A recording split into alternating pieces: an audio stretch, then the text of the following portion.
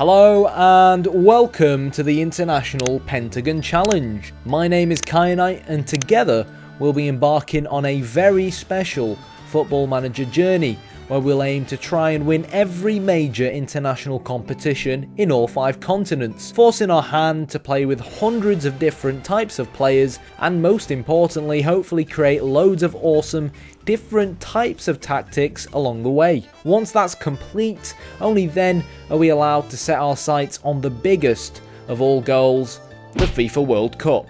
How many nations will we have to manage until we work our way to the top? How many dodgy names will we have to pronounce along the way? So hit the like button, hit the subscribe button, and hopefully we're going to have a lot of fun along the way.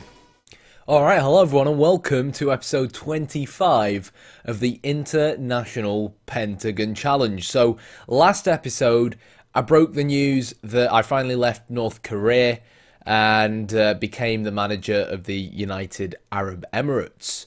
And as promised, we went away, played some games. We've obviously got our World Cup qualifiers coming up, and I've come back for the Uzbekistan game, the second Uzbekistan game in our group, the harder game because we're away from home. Yeah, we're first going to take a look at not all of our players because obviously with international games, players come and go depending on injuries and who's available.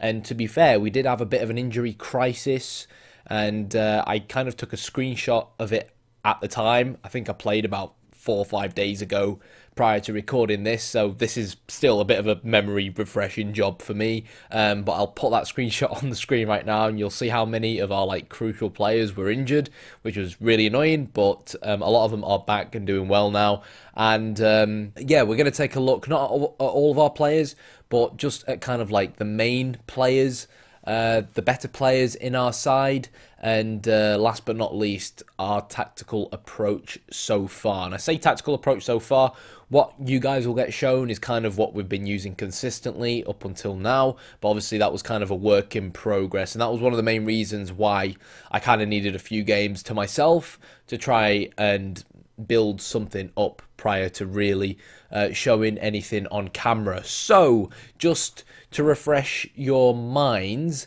World Cup qualification wise, we have to finish top of our group to go into the next stage.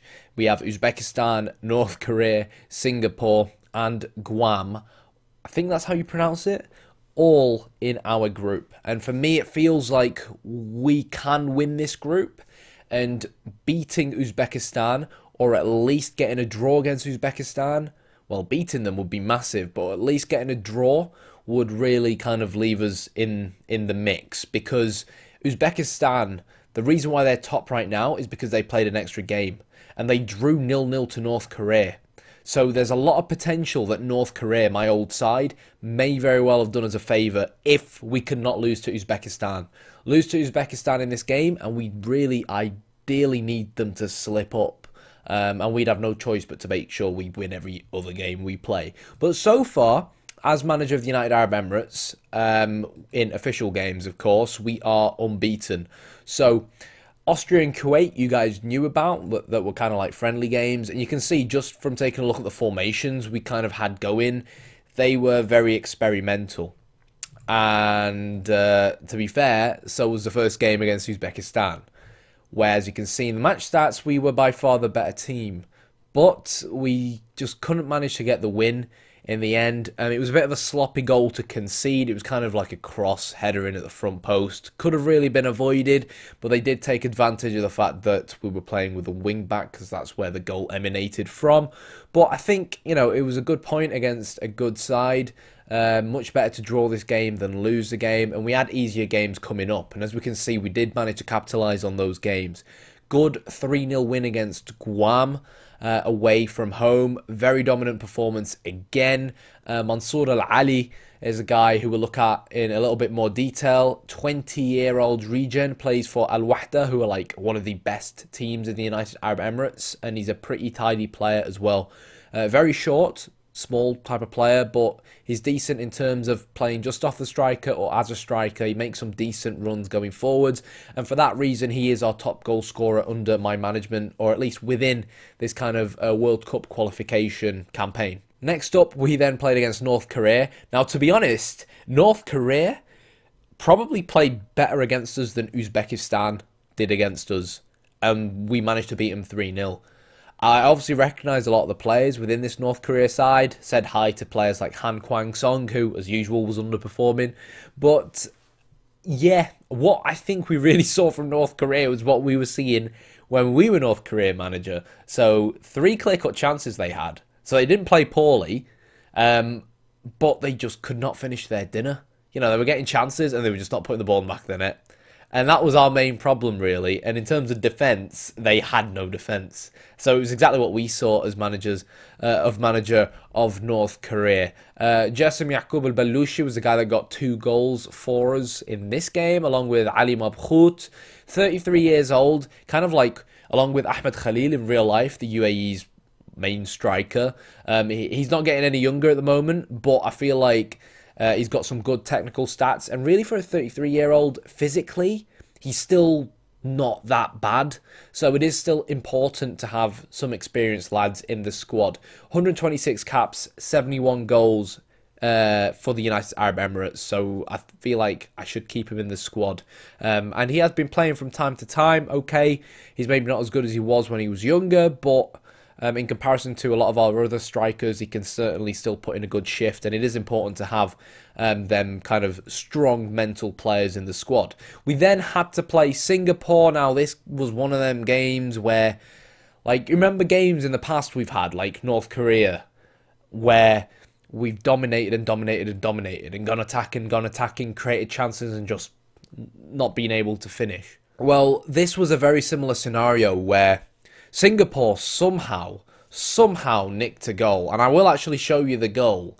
They counter-attacked us, if I remember correctly, hope I'm not talking rubbish, from a corner, and they went 1-0 up in the 41st minute, just before half-time. Here it is. So the ball gets whipped in, we give the ball away, and then this happens. And there was me thinking we were pounding, hammering them all of that first half, and somehow Singapore were 1-0 up.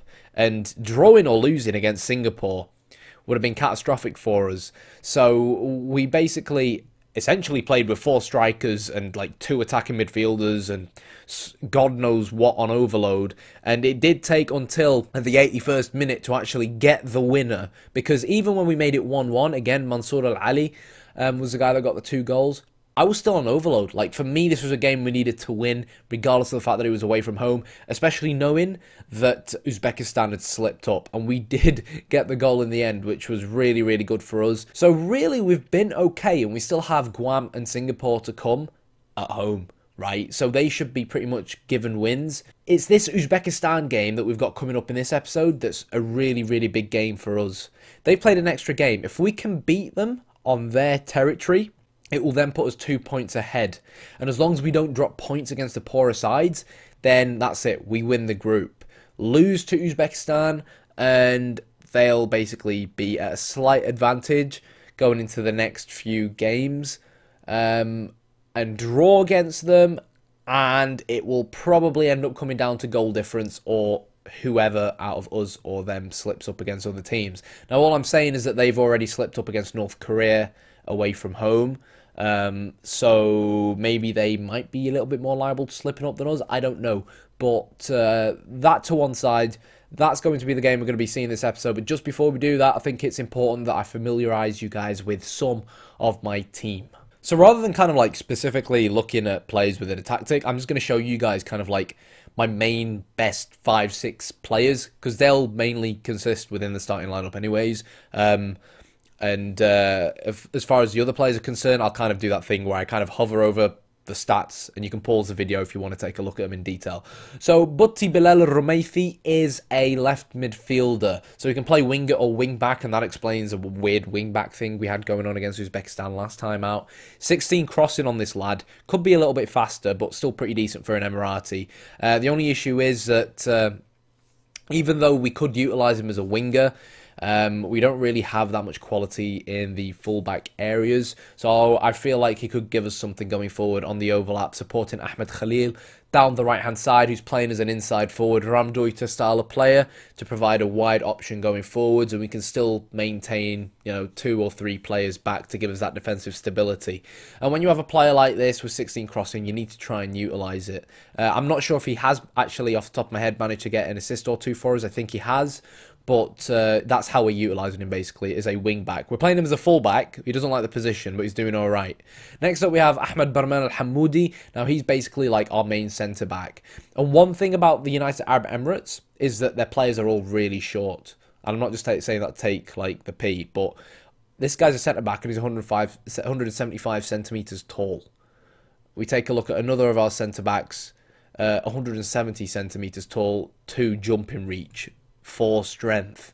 Abdelaziz Al-Balouchi. I mean, this guy's a regen, but they've got it nailed on with him being a centre-back at only 171 centimetres tall. Let's actually go to my tactics, show you my other main centre-back. This guy, 165 centimetres. Like, my height in real life is 182 centimetres. I'm like 6 foot. So it does scare me that this guy is a centre-back at 165 centimetres. I mean, I know he can play left-back on defensive mid, but yeah, it just kind of sums up what we kind of have to deal with at the moment. Abdelaziz Balouchi, we've already taken a look at this guy. And there is what, yeah, is it this guy? No, I am thinking of another centre-back. I'm not quite sure where he's disappeared to at the moment. Can we find him here? Yeah, I think this is the other centre-back I was thinking of. Again, very good marking, heading. Tackling's not too bad. Decent positioning. Physically pretty fast. But for God's sake, 7 strength and 166 centimetres. So short players is something we have to deal with, and it's something teams look to exploit about us, but, we can't change genes that belong to a certain race of people, can we? Next up, Amar Abdurrahman. So obviously this is a guy that I kind of mentioned. He is starting to lose his physicals at 32 years old, and his performances haven't been great, but he's still been getting the assists, which you'd expect when he's got 16 first touch, 16 passing, 16 technique, 18 vision, and that's why we are playing a 4-2-3-1 with the player just off the striker in the playmaker role, and that's where he comes in. The only issue for us is that the lad that's kind of been our top goal scorer in Mansour Al-Ali also plays the same position, and it's good to have competition for places, but it's then a case of whether you go for performance or you go for the player who's better on paper. And those of you guys who've been watching me for a while know that in Football Manager I tend to go with the player that's performing well. But yeah, that's Amar Abdurrahman for you. Ahmed Khalil, we kind of looked at him in the last episode, so I'm not going to say too much about him. He's gotten a few assists from us from out wide. You might think, well, why are you not playing him up front? The reason why I'm not playing him up front is because we lack decent midfielders and we have a lot of decent strikers. So with him being the more technical of our strikers, I'd rather move him into midfield and play him as a Ramdoita out on the left-hand side. Ali Ghulam Karam. Now, for people who might not know, my real name is Karam. Like, that is my first name. Not Kyanite, believe it or not. So it is always really confusing when this guy's playing. Like, the commentator will just say, like, something like, Karam shoots, and I'd be like, I shot, and then I realise that the player has the player's surname is my first name. Make sense of that. Yeah, so this guy is pretty decent in terms of centre-back, but again, 170 centimetres. I've actually been playing him as right-back. Now, his crossing ain't great, but defensively he's very, very solid, and he likes to keep it simple at right-back, which is fine. Obviously not in the team at the moment because he's injured. Yusuf Mohammed, 20-year-old guy. Now, I came in, we've got a lot of old goalkeepers, but I saw this guy, and I'm like, this guy has potential. He was in the under-20s, capped at under-19 level. He's become my main goalkeeper. Now, performances-wise, he's not been terrible and he's not been brilliant. He's been okay. But building for the future and comparing him to some of our other goalkeepers, I wouldn't say he's necessarily any worse. So the more experience he can get, probably the better, right? Because he is going to be the future for us as a nation. And unlike the rest of our players, this guy's 193 centimetres, which is nice for a change. So that's our goalkeeper. Ali Mabhout, you guys have already seen. We have some other players as well. Dahmani, striker, decent up front, sometimes plays out on the right wing. We have this guy as well, secondary goalkeeper. And we have, we have some other players. So I think I've shown you guys the main players really. And whilst I do this, again, remember, if you want to look at some of these in detail, just pause the video. I just want to say today, as I record this, sorry, is the 18th of January 2018. And we actually hit 2K subscribers on the live YouTube count thing about an hour ago, which is amazing. So massive shout out to everyone who's watching. None of it would be possible without you guys. And I know I kind of said something in the last episode about maybe no longer doing Football Manager videos.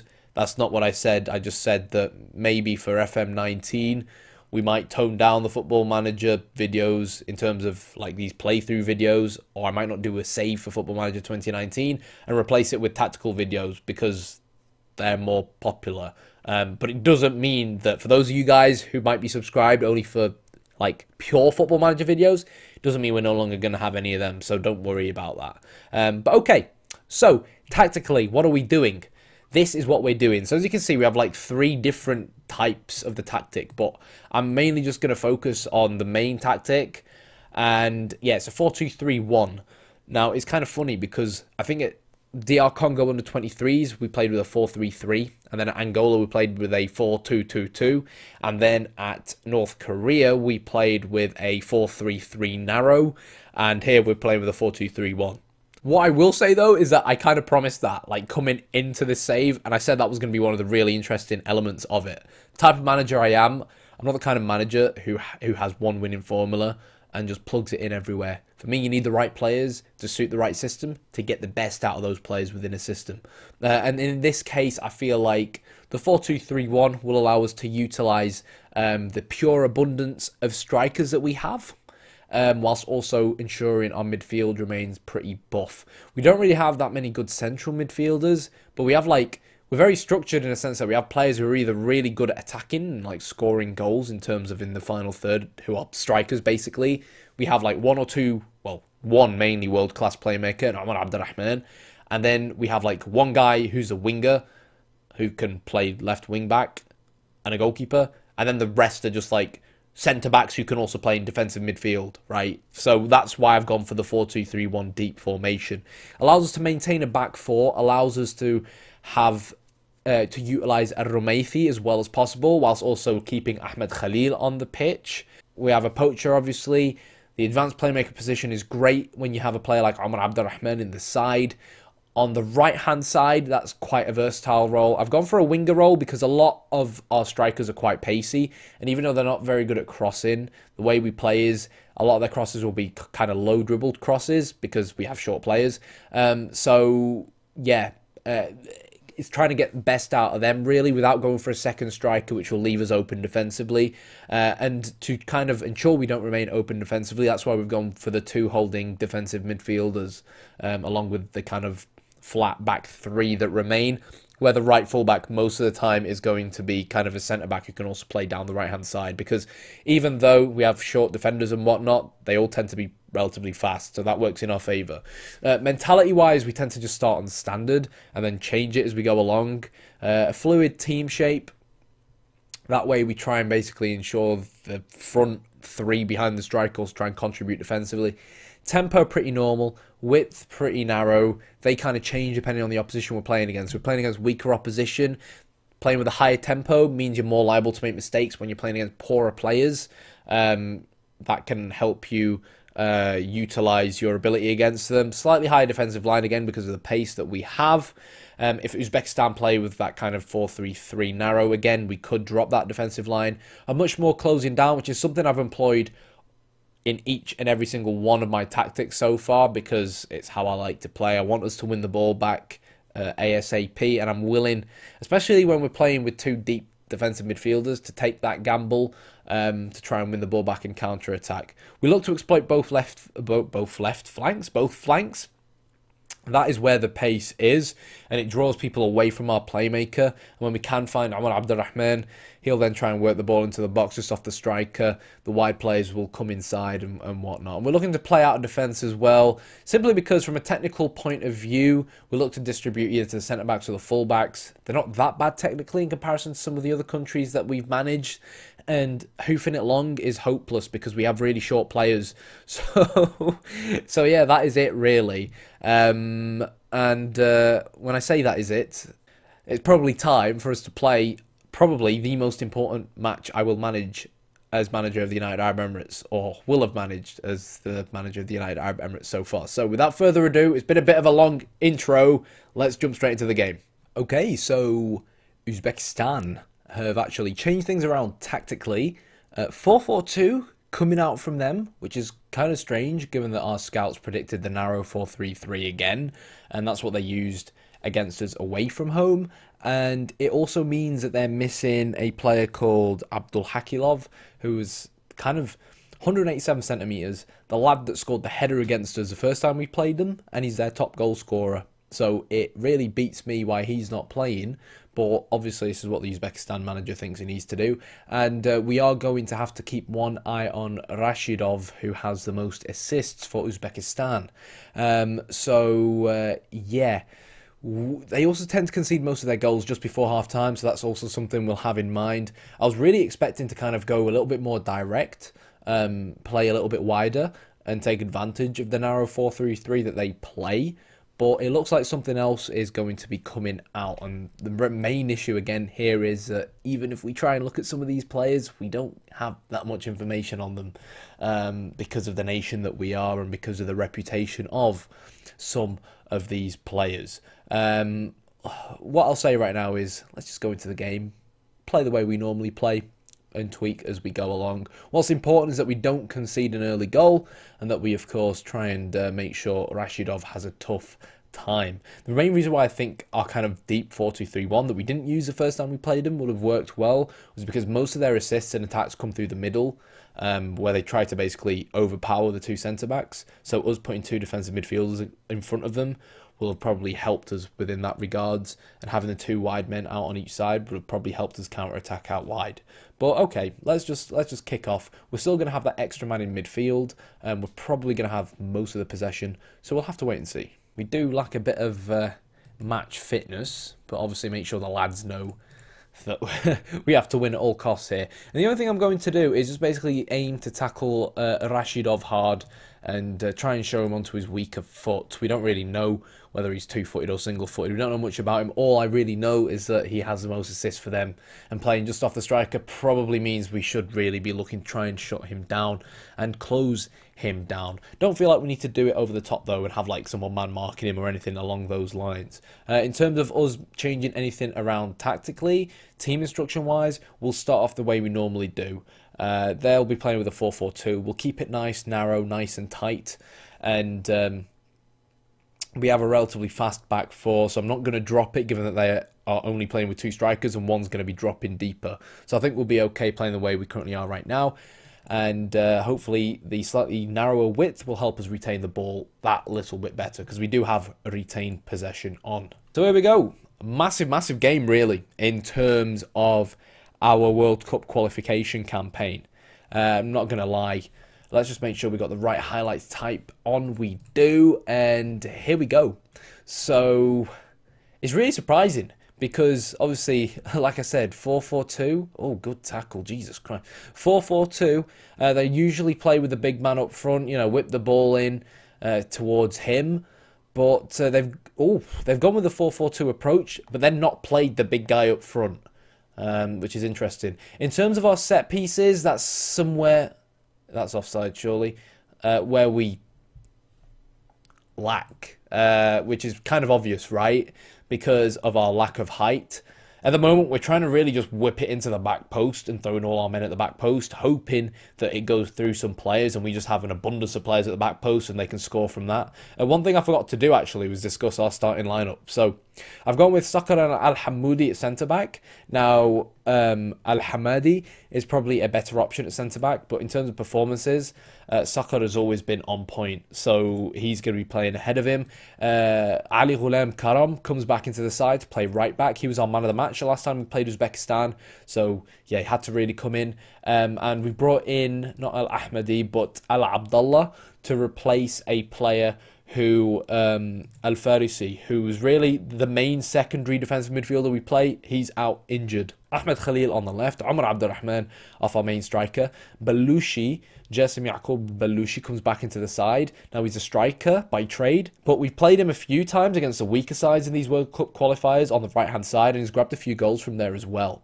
Very fast player, and when we played against Uzbekistan last time, then left back was their worst player, so hopefully the pace on him, he has pace to burn, that will cause them problems. And we've gone with the experienced Ali Mabhout up front. I feel like it's good to go with a more experienced lad to start things off. We'll give him a go. I still have faith in him, and if it looks like things are dry up front, we'll then bring on someone more pacey towards the end of, or rather the start of the second half, when defenders are starting to get tired, if that makes sense. Also, I know I mentioned the fact that we've just hit 2,000 subscribers, and I did a 1,000 subscriber video when we hit 1,000 subscribers. I'm not sure how long ago that was. So, oh, bloody hell, Uzbekistan have been knocking, you know. So there will obviously be a 2,000 subscriber video. I've not got any specific ideas for it, other than the fact that I think I would like to maybe do a Q&A if we can get enough questions. You know, the questions can really just be anything, really. So if I do end up going down that route, that's a nice ball, should have really got intercepted. Now we can counter-attack. If I do end up going down that route, I obviously need questions. So if there are any specific questions that you think, you know, might be interesting to ask, or you might want to know, can be related to anything, really. I mean, if the question's inappropriate, I'll just ignore it. But, oh God, that's a good ball. Oh, for God's sake. They're finding room behind that back four, aren't they? Yeah, any questions, just post them below. I'll make a list somewhere. And once we have about, like, 10 questions, I'll mention this in the next episode as well, until we have about 10 questions. It can be about anything, absolutely anything. Yeah, I'll do a 2,000 subscriber video. So, let's drop that defensive line down a little bit. And let's not retain possession too much. We're still on mixed, right? So it'll make us a little bit more direct, but it's not like we're going to start randomly hoofing the ball forwards. Belushi's fast. He might be able to get onto this. He will. And now we have a chance to counter-attack. He is right-footed, though, so this is probably going to be a bit of a poor ball. We pick up the second ball. In the blink of an eye, they counter-attack again. Rashidov to Gadoev, who plays direct ball to Sergeyev, and it's picked up by our goalkeeper. But so far, this is a very different, in terms of playing style, Uzbekistan side from the one we certainly saw the first time we played them. There we go then. Al-Hamoudi to Al-Abdullah. And we're keeping the ball alright in midfield. I'd like to see more support in the wide areas from our left wing back, if possible. Obviously, he's maybe not making that many runs forward because of the standard mentality, but we don't want to bite off more than we can chew. And that was a real nice cross into the back post from Al Rumaythi. Just couldn't finish it. Ibroximov, it's going to be cleared by us, and that was a really good shot from outside of the box by Gadoev. So far, pretty even, you know, both sides have had opportunities. I feel like, obviously, we are the away team, so we're not throwing as many men forwards like in this kind of scenario. I'd like to see more runs into these kind of areas from these defensive midfielders, so that's maybe something we can look to change. Karam, though, is going to whip the ball in, hits the bar, and, well, close, but not close enough there in the end. We can mount another attack, though. Great pass from Omar Abdurrahman, but it's cleared for a throw-in. And so far, to be honest, it looks like both teams have had their chances. Real nice pass. Can we shoot, though? Al-Balushi shoots. Al-Balushi scores. And there it is. Oh, is it offside? Oh, no, it isn't offside. For some reason, I looked over there, and I saw the cameraman, and for some reason, I thought it was like a linesman holding a flag up. So that's great now. Tell them to concentrate, and we have somehow taken the lead, and to be fair, Uzbekistan have had their chances, but you know, we've seen, oh God, we've seen the style of football they've been trying to play, that kind of closing down from the front, through balls into the space. We tweaked a little bit around it, and we've been trying to prevent it, and so far it has been working. Rashidov is going to pick the ball up. He's really been the link between the midfield. Oh, what a save. What a save. Rashidov. I am going to tell him to actually stay tight to Rashidov. And I'm going to loosen this guy up a little bit. Feels like there's space in the middle of the park that he could potentially run into, as I pointed out earlier on. And then he could act to be that extra link player for us between the back four and our front players. Can we get this to the edge of the box? We can. Al-Balushi shoots. Oh, what a goal! What a finish! Second goal for Jassim Al-Balushi in such an important game for us.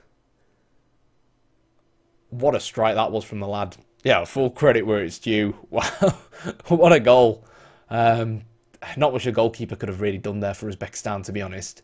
But it's really important that we do not give them a way back into this game now. So important. You know, it's not kind of every day of the week where you get to go 2-0 up against your main contenders in the group. Oh, God. That's our left back injured. Twisted knee is what it apparently looks like. We are 2-0 up. So I kind of feel like we can go for a more defensive option and just kind of play him as a fullback. So I've got quite a few options at the moment. And it's really just a matter of deciding who's probably going to be the better option. And it would probably be the better defensive option at the moment, which would be... We've had one Al-Balushi scoring goals on the right-hand side. And we've got another Al-Balushi, spelt a little bit differently, but I guarantee they probably are the same family. There we go. So let's see if there's anything we can really change here as well. We can start to retain possession a little bit as well.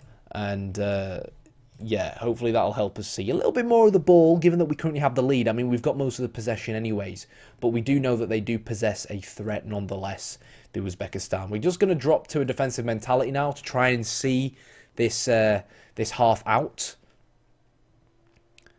And, well, okay, that'll do. And hopefully going in 2-0 up at half-time will be pretty good. And I'm not going to lie, I'm going to be fully honest, like, in general, in all the games that I've played as the UAE manager, we've, like, performance-wise, obviously in games where you'd expect us to be the better team, we have been the better team. But in games like this that are pretty close, or the 1-1 draw we had with Uzbekistan, we've not been great, but we've also not been terrible, you know what I mean? We've gone into games with tactical tweaks and... Oh, go on, have a shot. And aim to just stick to the game plan. And just because of that slight extra bit of quality that we have within this team, I feel like that's the difference between what we didn't see perhaps with like North Korea or someone like that, where we were creating chances and we just weren't hitting the back of the net. Qatar are 5-0 up against Laos, which is probably expected. Japan are 2-0 up against Australia, which is a massive result because Japan were second, if you noticed that early on in the episode, in their group to Australia. So that group is now going to be turned upside down. Okay, so there we are at half-time. It's important now that we tell them to stay focused.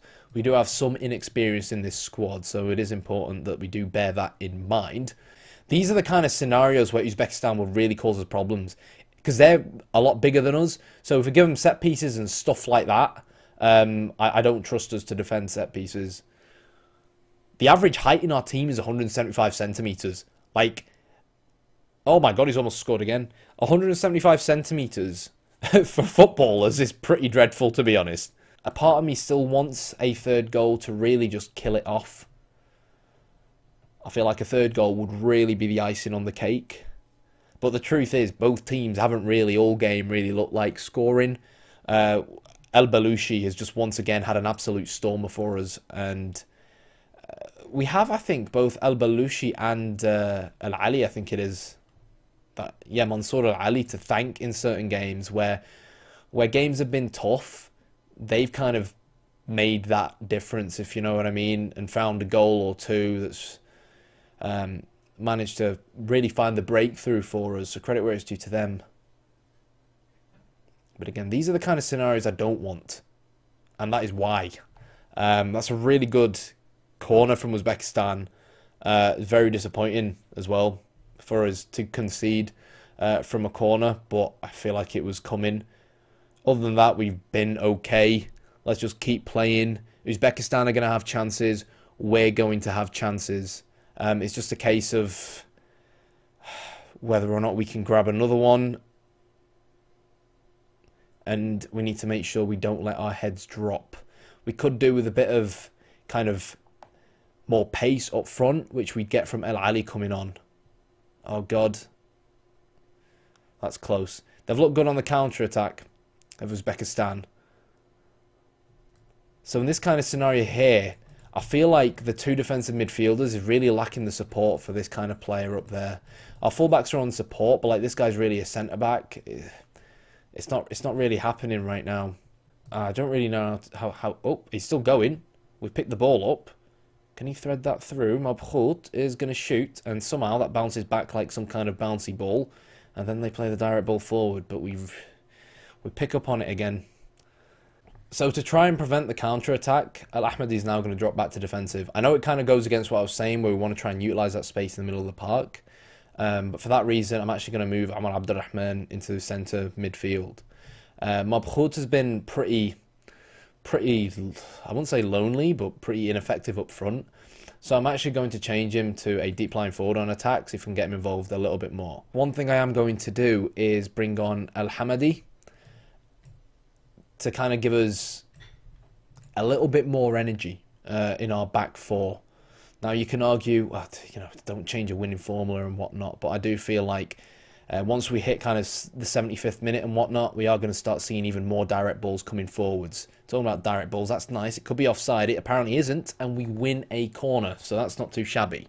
Throwing more men forward than I maybe would have liked for this corner, but we recycle. Al-Hamadi, who's just got subbed on, is, well, looked like who's going to get tackled there in a bit of a dreadful position. Talking about getting tackled in a dreadful position, there it is. I'm not quite sure what they're playing at there. Uzbekistan throw men forward. Real nice run from Sergeyev, and Al Abdullah will clear. So, pause. Okay, first thing we're going to do now is go to our set pieces. Now, I'm pretty sure I changed this, but apparently not. Okay, so what we are going to do is keep an extra man back. Question is, who's that man going to be? It's probably going to be the defensive midfielder. That way we're now keeping 3 men back because we can't really afford to take that gamble. Omar Abdurrahman doesn't really have that many legs on him, but Al Abdullah is pretty tired, but he has some decent defensive attributes on him in terms of 13 tackling. And we've already made 2 subs. So I feel like what I need right now on the pitch is energy. And Mansour Al-Ali has had some decent games, so he's going to come on again, which means that we have to sacrifice that kind of third central midfielder who's playing a little bit deeper, simply because he can't play there. And these two might now begin to overlap, which isn't ideal. So what I'm going to do is I'm going to change Al-Balushi to kind of be more of a support role, and Ahmed Khalil to be more of a kind of inside forward on support.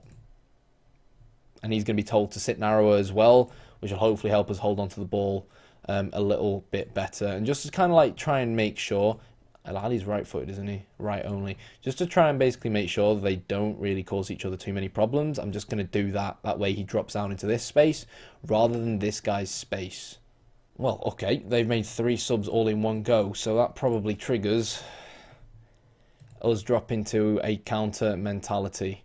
Now, I want us to be more balanced than fairly narrow, because obviously fairly narrow on standard is... on counter is a lot more narrow than on standard, right? Yeah, so anything else? Tell them to be a little bit more disciplined and to dribble a bit less as well, because we don't really have that much dribbling ability. Don't want them to really take too many risks. And the fact that we're on a counter mentality should automatically set our fullbacks to be on defensive. So Karam will head the ball forwards, but Mabhout doesn't really fight for it. Gafurov will, well, should have shot, but it was a good challenge from Al-Hamadi. This is it now. They're going to start really throwing these direct balls forwards. And Sergeyev is offside. You see, I want to kind of move our AMR and AML back a little bit. What part of dribble less did he not understand there? Jesus Christ. Get rid. Oh, God. MLS would have been proud of that one. But they can't play in these positions. You get where I'm coming from? It's difficult right now in these kinds of scenarios where you really do lack the squad depth.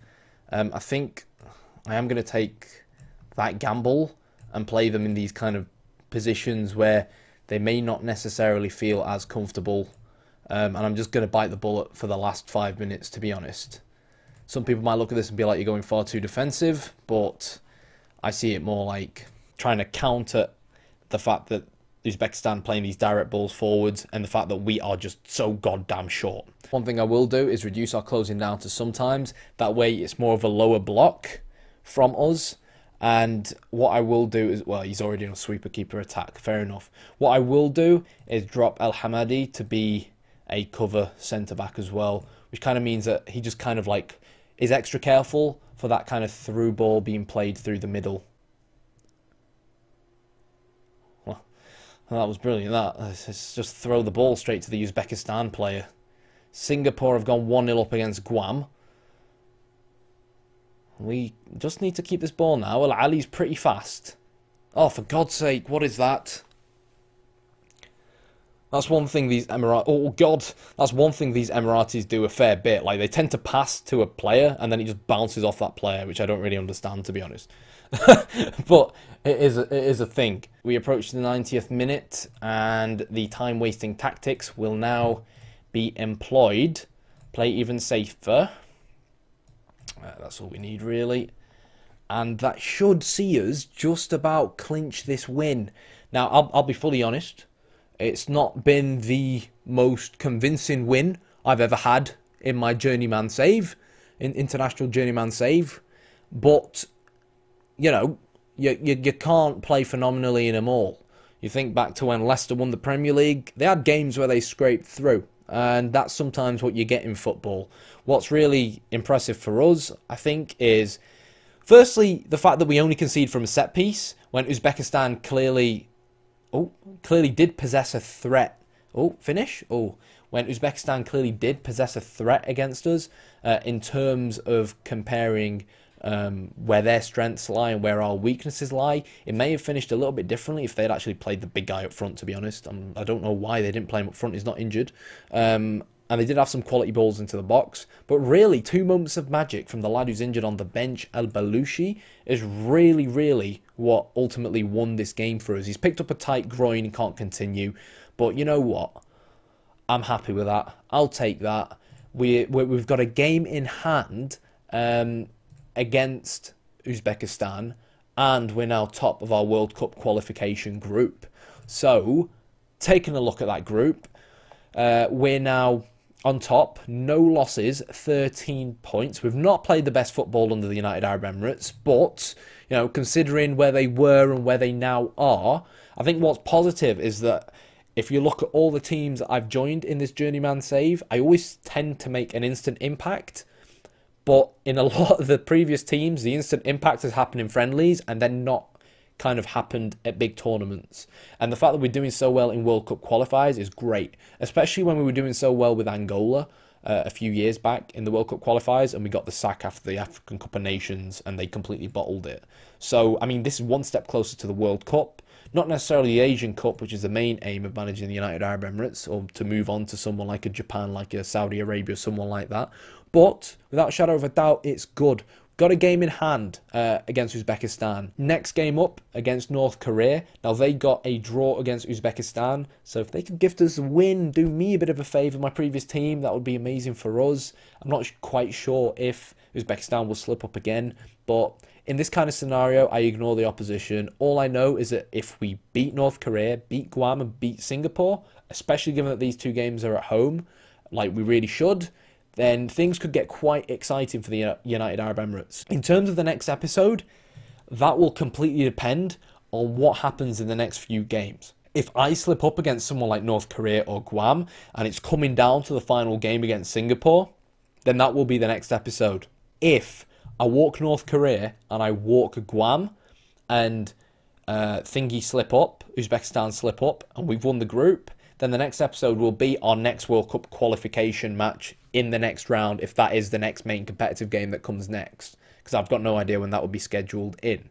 If we beat North Korea and we beat Guam, but Uzbekistan have also won their 2 games, which means there's only a 2-point gap between us and them, and we would basically be needing a win against Singapore, I think, or a draw with a positive goal difference as opposed to Uzbekistan, then Singapore will be the next match. So it completely depends what happens in the next few games.